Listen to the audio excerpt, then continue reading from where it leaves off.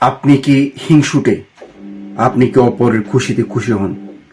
তাহলে আপনি কেমন মানুষ? বিষয়টা আসলে আমি কেন বলতেছি, গতকালকে আমেরিকা থেকে ৩৯ জন বাংলাদেশিকে ফেরত পাঠিয়েছে আমেরিকান সরকার।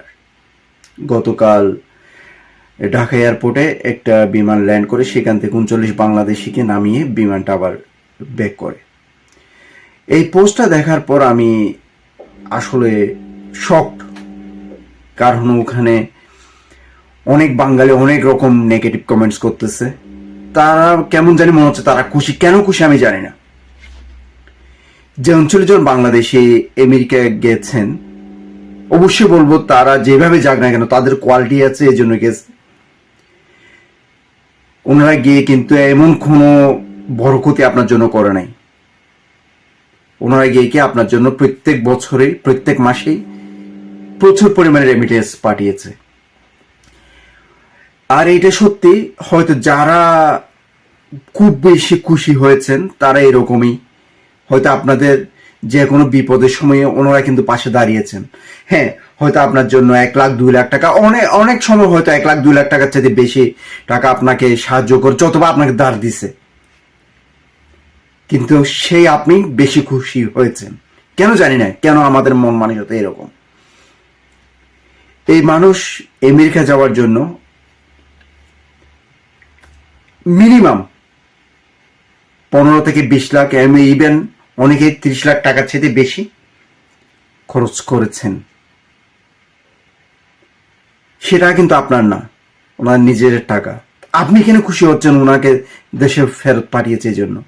অনেকে কমেন্টস করেছে এই জন্য আমেরিকায় গিয়ে ইউরোপে গিয়ে অনেকে বড়লোক হয়ে যান, এই জন্য যোগাযোগ করেন না। আসলে না রে ভাই, এখানে সবার জন্য সোনার হরিণ থাকে না। হ্যাঁ, গুটি কয়েক মানুষ যারা স্কলারশিপ নিয়ে এসেছেন, যারা সরাসরি জব নিয়ে এসেছেন, তাদের জীবনটা হয়তো এখানে অন্যরকম, কিন্তু ওর মধ্যে সবার জীবন এরকম না। হ্যাঁ, আপনাকে বুঝতে দেয় না। দরকার নাই তো, ঠিক আছে, আমি এখানে আপনার মাটি কাটতেছি, আমি এখানে আপনার রাস্তা পরিষ্কার করতেছি, আমি হোটেলে প্লেট পরিষ্কার করতেছি, সেটা আপনাকে বলার দরকার নাই। হ্যাঁ, আমি একটা আইফোন ইউজ করতেছি, এটা আমার টাকা, আমি করতে পারি আইফোন। আর এখানে আমার আইফোন একসাথে 2 লাখ টাকা দিয়ে কেনার দরকার নাই। আমি এখানে প্রত্যেক মাসে যদি 10 ইউরো দিই, 20 ইউরো দিই, $20 দিই, আমি এইভাবে একটা আইফোন নিতে পারি।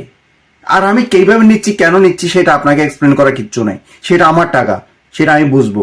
কিন্তু আমার সত্যি অবাক লাগে, কেন একজন মানুষের বিপদ আপনি কেন খুশি হচ্ছেন? একজনের কমেন্টস দেখলাম কি এরকম, হ্যাঁ, আমাদের অভিশাপ। কেন রে ভাই অভিশাপ? আপনি কে ওনাকে অভিশাপ দেওয়ার?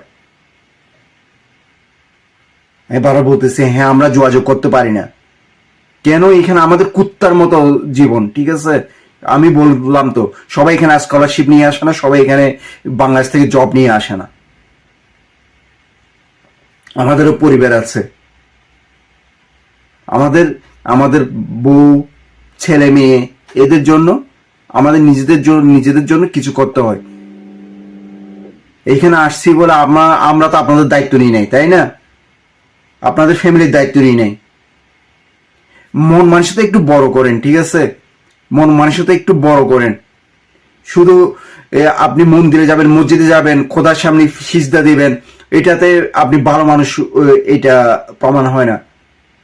আমি বারবার বলতেছি, আপনার দরবার, আপনার সবকিছু আপনার এখানে, আপনার এটা পরিষ্কার হবে না, আপনি কখনো একজন ভালো মানুষ না। যাক, পরিশেষে আমি ওই সব বাংলাদেশিদের জন্য মন থেকে দুঃখ প্রকাশ, আসল দুঃখ প্রকাশ করে কিচ্ছু হবে না, ঠিক আছে। যদি উপরওয়ালা নামে কিছু থাকে, হয়তো ওনাদের কষ্টটা একটু লাঘব করবেন। ওকে, ভালো থাকবেন, আপনার আশেপাশের মানুষজনকে ভালো রাখবেন।